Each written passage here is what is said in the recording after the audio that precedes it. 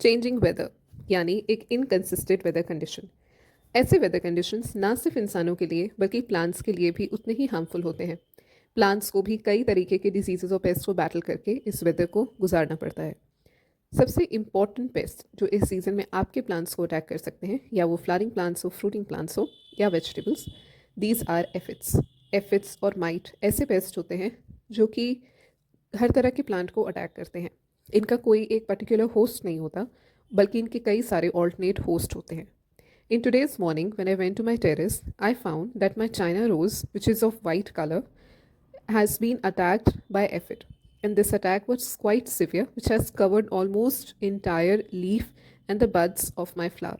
As a result, my flowers were unable to bloom since long time. And after investigation, I found that it was not only an aphid attack, but there was also a growth of sooty mold on my leaves. So here's how I decided to cure it. इस video में आपको जो buds और leaves के ऊपर black spots दिख रहे हैं, एक्चुअली में वो एफिड्स हैं। ये बहुत टाइनी होते हैं और हमेशा मासेस में अटैक करते हैं। These aphids they are very sticky in nature. Even if you try to spray them away, they are not easy to spray.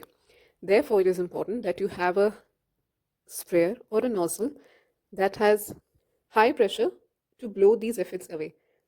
अगर इस इन्फेस्टेशन को समय पे ट्रीट नहीं किया जाए, it attracts other insects as well, such as ants, bugs, and not only this, it can lead to various serious bacterial and fungal infections that can lead to the death of the plant. Therefore, it is very important to analyze and treat these problems in time. Important here is to note that these pests, they mainly attack in the season when it is quite cloudy. इस समय यहाँ पर जो temperature conditions हैं वो कभी cloudy हैं, कभी फॉगी हैं। इस वजह से प्लांट पे प्रॉपर सनलाइट नहीं पड़ पा रहा। सनलाइट ना पड़ पाने की वजह से, मॉइस्चर रिटेंशन की वजह से, these aphids attack the foliage and the leaves of the plant and lead to the infestation. Aphid infestation अगर आपके अनओपन बड्स पे है तो आप ध्यान दीजिएगा कि इन्फेस्टेशन जब तक पूरी तरह से ख़त्म नहीं हो जाता, ये बड्स खुलेंगे नहीं। और अगर ये फ्लावर्स पे है, it will lead to the death of the flowers. अगर ये लीव्स पे है तो आपके लीव्स बहुत जल्दी येलो होने लगेंगे, because aphids have the tendency to suck the sap. ये प्लांट के सेल सैप को सक करते हैं, जिससे इन्हें न्यूट्रिशन मिलता है। और ये over year to treat this infestation I am using my regular spray bottle, क्योंकि इसकी जो टेंडेंसी है स्प्रे करने की वो काफ़ी हाई है और इसे हम अपने हिसाब से एडजस्ट भी कर सकते हैं।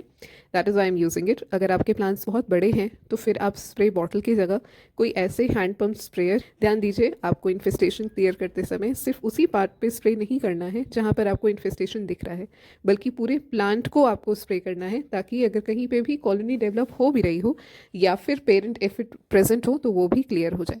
आई am using water soluble cold pressed Neem oil, जो कि ऐसे इन्फेस्टेशंस को ट्रीट करने के लिए सबसे हार्मलेस और सबसे इफ़ेक्टिव पेस्टिसाइड होता है, जो कि बहुत क्लियर और कंसिस्टेंट रिजल्ट्स भी देता है और प्लांट को किसी तरह का हार्म नहीं पहुंचता। I take 3 ml of the cold pressed neem oil in the spray bottle and I'll fill the bottle till the brim, and by adjusting the nozzle I'll spray entire leaves.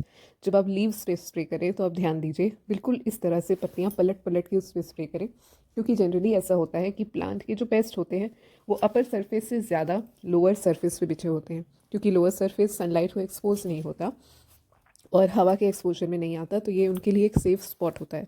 इस वजह से जब भी आप किसी भी इन्फेस्टेशन को clear करें, आप प्लांट के लोअर सरफेस पे भी उतना ही स्प्रे करें या छिड़काव करें जितना आप उसके अपर सरफेस पे करते हैं। Well, this is it for today's video. I hope I have not missed out on anything. If there's anything that you want me to know, you want me to add on, or you want me to enhance my knowledge on, please let me know in the comment section below. You know what is more motivating for me is your feedback and your suggestions. I'm always awaiting your suggestions and your timely feedback. I hope you find this video insightful and you look forward for more such videos in the upcoming days. Thank you for watching. Please like and subscribe the channel. Keep watching.